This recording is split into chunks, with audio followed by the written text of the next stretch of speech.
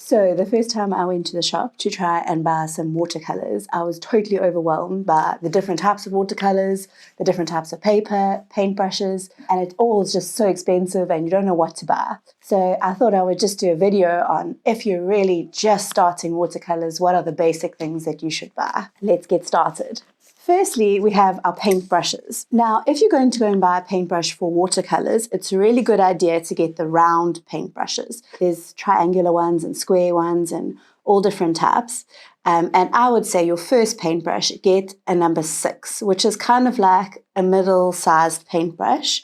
And it lets you do a lot of different types of things. You can get a little bit of detail and you can spread the paint nicely.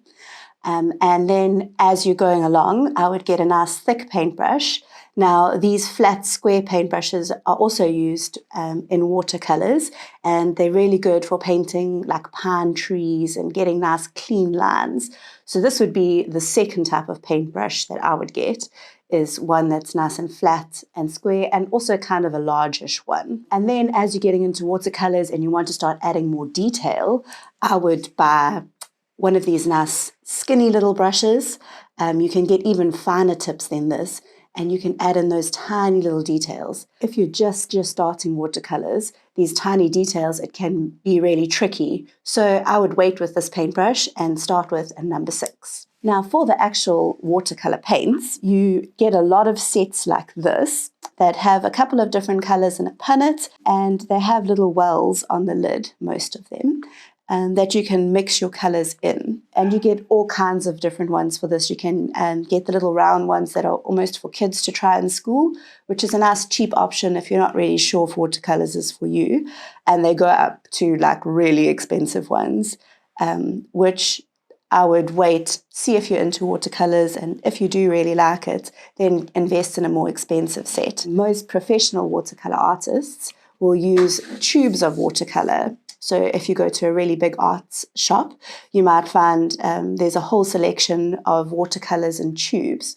What's nice about those is they have really vibrant colors, so the colors come out much stronger than if you're using one of these sets. The other thing that's nice about them is that you can slowly build up your collection. So you don't have to buy a whole set of them. You can just buy 2 colors the first time that you go, try a couple of pictures with those 2 colors, maybe pick your favorite 2 colors. And then if you see another watercolor picture you like and you don't have a color that's in that picture, you can just go and buy that one color and slowly build up your collection. The paints that are in the tubes are more expensive, but then you have the opportunity to just buy one paint at a time, which is really nice. Right, and finally, there's paper. Probably the trickiest thing to choose when you're doing watercolors is the paper. So paper comes in many different varieties. And the first type or way that we can differentiate between paper is the weight of the paper. So here I've got a piece of paper that you would get for your printer if you were printing out things, probably the kind of paper most people have lying around at home. And if you have a look, it says it's 80 grams per meter squared. So that just means a meter squared of this paper would weigh 80 grams. This is a really light, thin piece of paper. And to get it this thin, they have to stretch it. So when you make paper from your printer or just regular household paper wet, it's going to buckle. So you can see here, I've done just a couple of swishes of watercolor paint, and at first it doesn't look too bad, but then it starts to buckle. So as soon as you put water on it, that paint is going to contract and make all these little bubbles and waves in it. So your normal paper that you have at home is not going to work for watercolors. The next common paper that most people have is like a cardboard that you would use for projects or drawings. And cardboard is 160 grams per meter squared. So it's twice as thick as regular paper. Well, this particular type of cardboard. Even in cardboards, you get different thicknesses. The thicker the board, the less likely it is to buckle. So it's going to stay nice and smooth when you paint on it. So if you are trying watercolors out for the first time, just regular cardboard is probably the cheapest option to practice on and figure things out. So you can see the paint is nice and smooth, but it's also not very bright or vibrant, and that is because of the composition of the paper. So someone who's a watercolor artist is going to use 100% cotton paper so that they get the best out of the paper and so that it has a nice texture to it, whereas cardboard is very smooth and it hasn't got a nice waxy finish on it. So the colours don't come out as vibrantly. When I was teaching, I often gave the kids cardboard to practice on because it doesn't buckle and it's much cheaper. If you find that you're getting into watercolours and really enjoying it, you might want to invest in a better quality paper and you'll get a much nicer finish on your painting. What you'll often find in art shops is that there are these pads of paper. This one is a nice textured one, which will look beautiful for watercolours. And it's fairly thick. It's 140 grams per meter squared.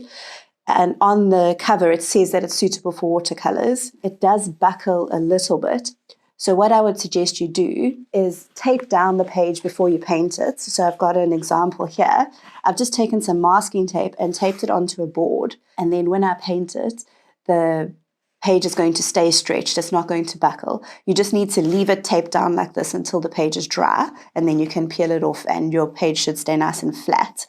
I've got a third option, which is the one I like the best, but it is kind of expensive. So if I'm practicing, I'll use one of the cheaper ones. Then when I'm happy and I want a nice finished picture that I want to give to somebody or put up, I'll probably use this one. It's 250 grams. And it's a multi-technique page. So when you're looking, look for words like multi-technique or the actual word watercolors on it. Look for something that's over 150 grams per meter squared.